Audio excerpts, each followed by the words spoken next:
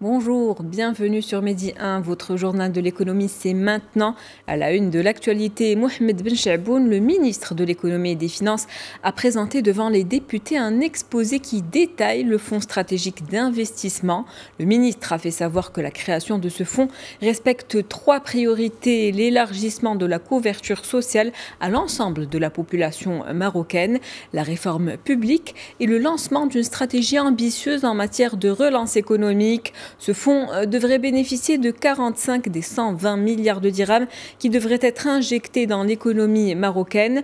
L'objectif est d'aider à la relance de l'économie pour la période post-Covid-19. Et en parlant de relance, le ministre a rappelé la signature du pacte pour la relance économique et l'emploi ainsi que le contrat programme relatif au tourisme. Dans ce cadre, 15 milliards de dirhams seront transférés du budget du Trésor au fonds stratégique d'investissement. On s'intéresse à présent à l'OCP et à ses partenaires Budenheim et Prion qui lancent la construction d'une nouvelle usine de production d'acide phosphorique purifié, cela à travers leur filiale Euro-Maroc Phosphore et Mafos. Cette nouvelle usine permettra de doubler la capacité de production annuelle des Mafos. Ce projet permettra ainsi de répondre aux évolutions du marché mondial d'acide phosphorique purifié destiné à des usages spécialisés. Selon le communiqué publié par le groupe OCP, cette usine sera implantée au sein de la plateforme de Jorf Tasfar. Ce projet bénéficiera de grandes synergies d'économie d'échelle grâce à son accès direct aux infrastructures, aux services partagés et aux matières premières mises à sa disposition au sein de cette plateforme.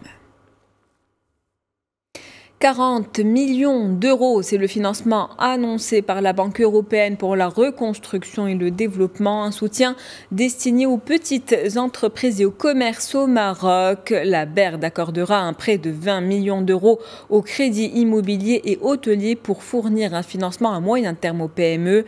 En plus de ce prêt, la BERD fournira une ligne de financement du commerce de 20 millions d'euros pour faciliter les transactions d'import et d'export des entreprises marocaine. À ce jour, la BERD a investi 2,4 milliards d'euros dans le royaume à travers 65 projets.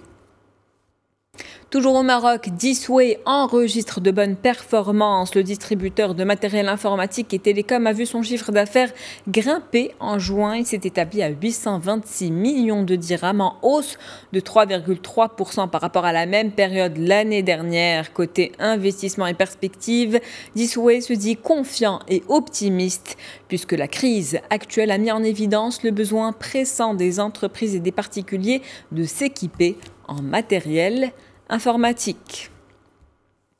En Algérie, la suspension des exportations est levée, mais seules les marchandises produites dans le pays sont concernées. C'est ce qu'annonce le ministère du Commerce. Les produits subventionnés ou fabriqués à partir de matières subventionnées ne pourront pas être exportés. C'est aussi le cas pour les masques de protection, les gels hydroalcooliques et les liquides de désinfection réservés au marché national. Dans ce contexte, une cellule de veille a été mise en place au niveau du ministère du Commerce pour justement suivre l'approvisionnement du marché et veiller à sa stabilité.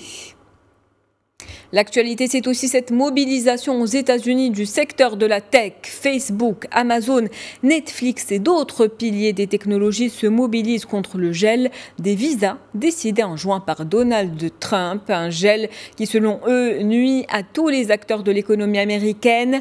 En tout, près de 50 entreprises et organisations ont porté plainte contre le gouvernement auprès de la Chambre américaine du commerce. Pour eux, le gel des cartes vertes et de certains visas de travail va freiner l'innovation, entraver la croissance et finira par nuire de façon irréparable aux travailleurs, aux entreprises et à l'économie américaine en général.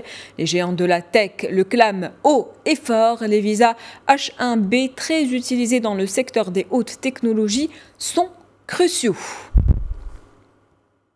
Pour finir, direction Singapour, durement impacté par les conséquences économiques de la pandémie de coronavirus.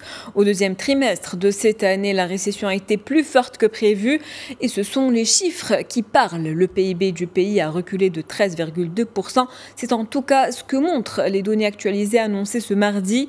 Il faut le dire, l'économie singapourienne est très dépendante du commerce mondial et du tourisme. Les mesures drastiques prises par le gouvernement pour contenir la propagation du coronavirus ont donc eu un impact important sur la croissance du pays. Le PIB singapourien est en recul pour le second trimestre consécutif, une première depuis la crise financière de la fin des années 2000. C'est la fin de votre journal de l'économie. Merci de l'avoir suivi.